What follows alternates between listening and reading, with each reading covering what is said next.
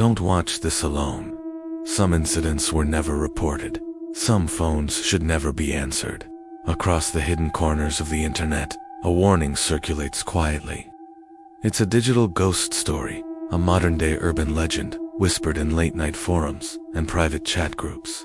The rule is simple, and it is absolute.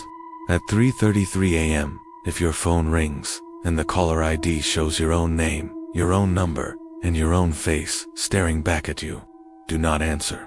Most people who hear this just laugh it off. They call it a glitch, a clever prank, or just another creepy story to tell in the dark. But those who ignored the warning, those who were too curious or too skeptical, they either vanished without a trace or returned, changed. Something was fundamentally different about them, a hollowness in their eyes that wasn't there before. Our story begins with a man named Ethan Moore.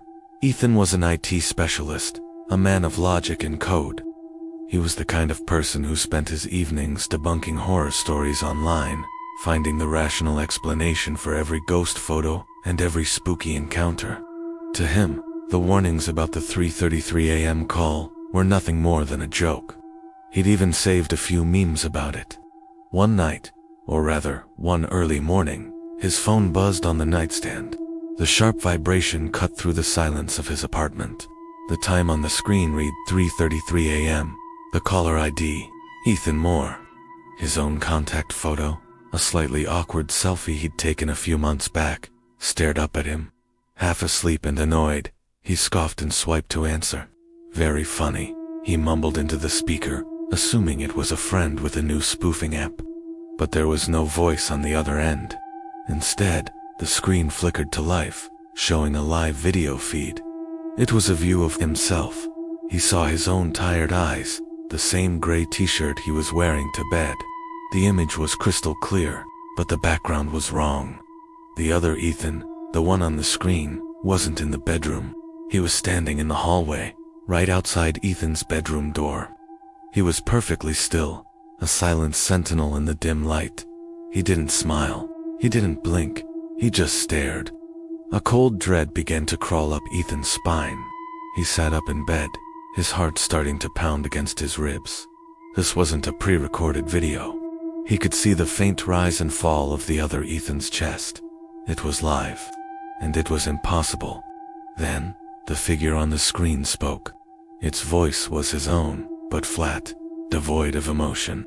It whispered, "I can hear you breathing." Ethan froze, his own breath catching in his throat. The video feed on his phone began to move.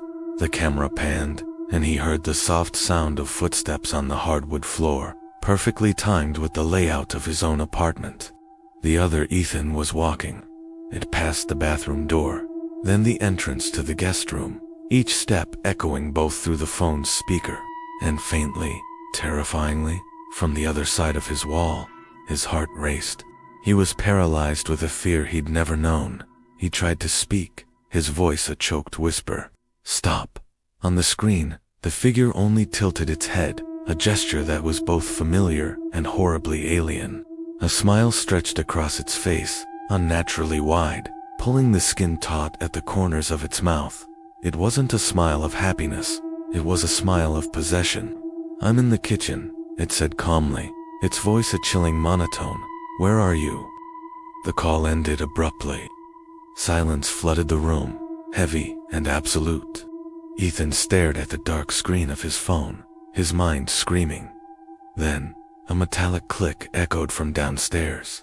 The click of a switch. The kitchen light had just been turned on. His phone buzzed again, violently this time, skittering across the nightstand. Same number, same face. He didn't answer. It went to voicemail. A notification popped up. Trembling, he tapped it. The message began with a burst of static, then the sound of quiet, steady breathing, and then a whisper in his own voice, so close it felt like it was right next to his ear. "I'm closer now." A new sound began. Footsteps, moving from the kitchen, ascending the stairs. A shadow, long and distorted, slipped under his bedroom door, stretching across the floor towards his bed.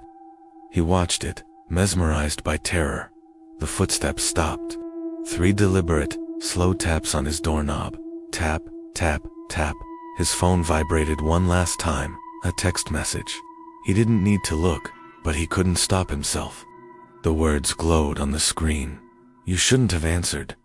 Panic finally broke through his paralysis. Ethan scrambled out of bed, shoving his dresser against the door, his hands clumsy and weak. He barricaded himself in, piling anything he could find against the only exit. The knocking ceased, but the sensation of being watched, of a malevolent presence just on the other side of the wood, never left. The next morning, concerned neighbors called the police after hearing the commotion. When authorities arrived, they found the apartment unlocked and completely empty. There were no signs of a struggle, no forced entry. The dresser was back in its place. Everything was pristine, except for one detail. Ethan's phone lay on the unmade bed, unlocked. The screen was still on, displaying his selfie from the contact info. In the picture, he was smiling, as if waiting for the next call. Ethan Moore was gone. Rumors on the forums say his number rang again at 3:33 a.m. that very night. Someone else answered, and the nightmare began to spread. In the weeks that followed, the online forums and chat rooms exploded with new accounts. The legend was no longer a joke. It was a plague. People reported seeing themselves in other rooms of their house through the call. They saw shadows that moved independently of any light source. Lights in their homes would flicker in strange, deliberate patterns. And worst of all, were the whispers, barely audible through the phone's static. Repeating chilling phrases like "you were chosen" or "we are one now." Some claimed that once a victim vanishes, their number becomes the next caller, a ghost in the machine, hunting for a new host. Others say that just answering the call once is enough to get you marked. It begins a slow, terrifying process where the digital doppelganger starts to infiltrate your reality. Bit by bit, you start losing time. You find objects moved in your house. You hear your own voice when no one is there. One popular story tells of a group of 4 friends who, fueled by bravado, dared each other to answer if the call came. 2 of them received the call simultaneously. They both swore they saw themselves on the screen, walking downstairs, and then moving through solid walls. One of them vanished entirely, leaving only their phone behind, endlessly ringing with their own number. The friend who survived the night described the sensation of being in 2 places at once. His body was physically in his bed, frozen in fear, but his mind, his consciousness was somewhere else trapped, inside a dark version of himself that was roaming the house, testing the doors, learning its new home. The internet warns you. The whispers continue. The stories keep piling up, each one more disturbing than the last.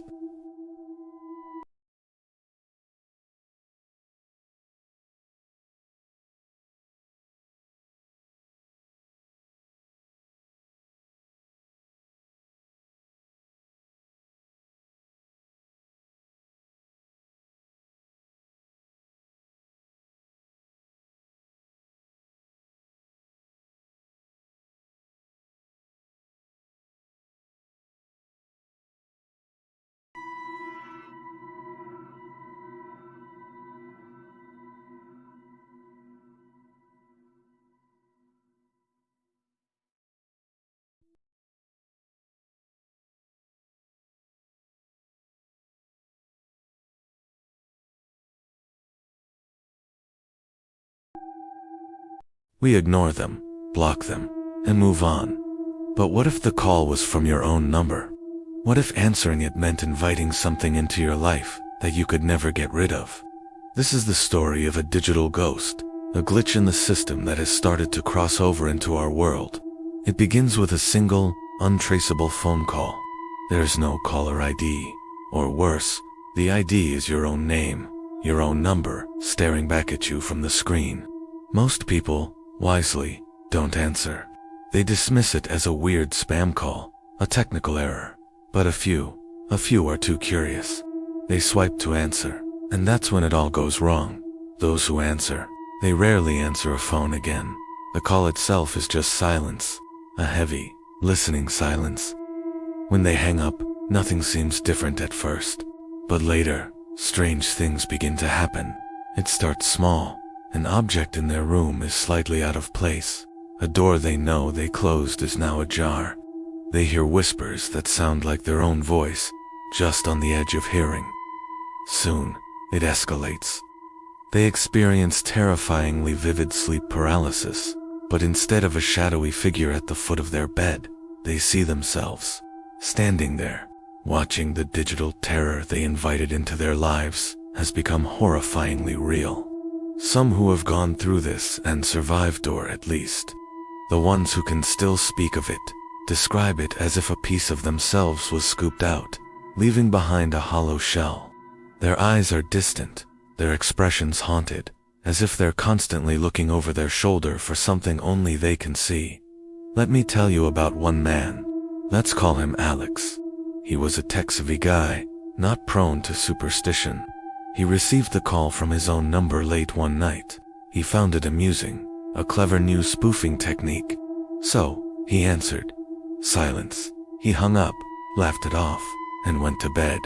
At exactly 3:33 a.m., his phone lit up again. It was another call from his number. This time, a chill went down his spine. He ignored it. Minutes later, the lights in his house began to flicker erratically. He got out of bed, feeling a growing sense of dread.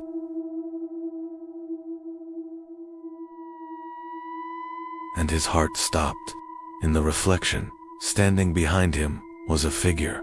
It was identical to him in every single detail. The same pajamas, the same messy hair, the same terrified expression. He spun around, but the hallway was empty.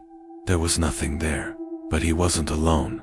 For the rest of the night, and for many nights after, he heard the soft, distinct sound of a second set of footsteps, following him, always just a few paces behind. As more and more of these incidents were whispered about online, a hidden community began to form. They called it the Clearing. It was a collection of encrypted forums and private chat rooms where survivors could share their experiences without fear of being called crazy. They shared evidence. Short, grainy video clips captured on webcams and security cameras. The videos were terrifying. They showed doubles of the victims, moving silently through their own homes while they slept. One clip showed a hand, an exact copy of the homeowners, slowly sliding open their bedroom door. Another showed the doubles sitting in a living room chair in the dead of night, just watching the empty room, unblinking. The audio on these clips was mostly static, but sometimes, if you enhanced it, you could hear whispered phrases. Words like "you can't hide from yourself," or "I'm here now." The descriptions of these entities, these doubles, are chillingly consistent. Witnesses describe them as being unnervingly tall, slightly stretched, as if their proportions are just wrong enough to be monstrous. Some say the double never blinks, its eyes fixed in a predatory stare. Others have seen its lips moving silently, forming words without a sound. But the most terrifying detail is that they are perfect copies, down to the last strand of hair, the smallest scar. At first, they don't seem aggressive. They don't chase you. They just watch. They wait. They exist in the periphery of your vision, in the reflection of a dark window, in the briefest glimpse of a hallway mirror. They want you to know they're there. They feed on your growing fear, your paranoia. But the moment you truly acknowledge them, the moment your eyes lock with theirs, that's when the rules change. That's when you realize they are much, much closer than you can ever imagine. The phenomenon seems to be evolving, becoming more aggressive, more intelligent.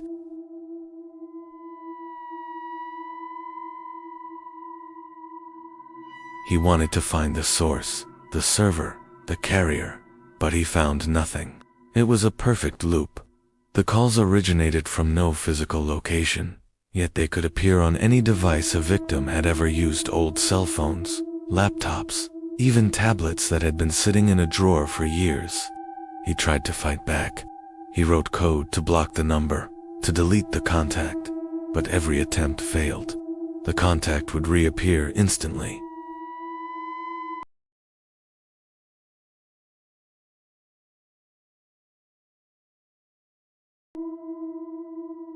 His phone's GPS started tracking his movements, and he'd receive notifications with his own location, accompanied by a single, chilling word: found. He tried to warn others, posting his findings in the clearing. His final posts became frantic, desperate. He wrote that the entity was no longer just mimicking him. It was learning from him. It knew his passwords, his routines, his fears. His last message, posted at 3:33 a.m., was not from him. It was typed from his account, using his familiar style. But the words were a cold, final warning. It read, "Don't answer. I am here now." After that post, he was never heard from again. All his online profiles were deleted, his digital footprint wiped clean. It was as if he had never existed.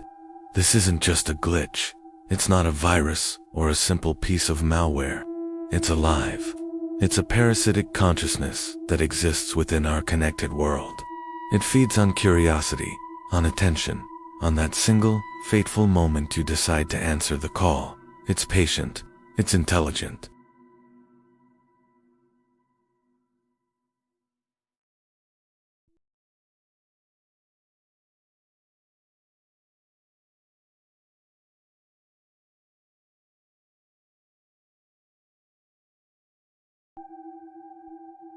So the next time your phone rings with a strange number, or even your own, ask yourself, is your curiosity worth the risk?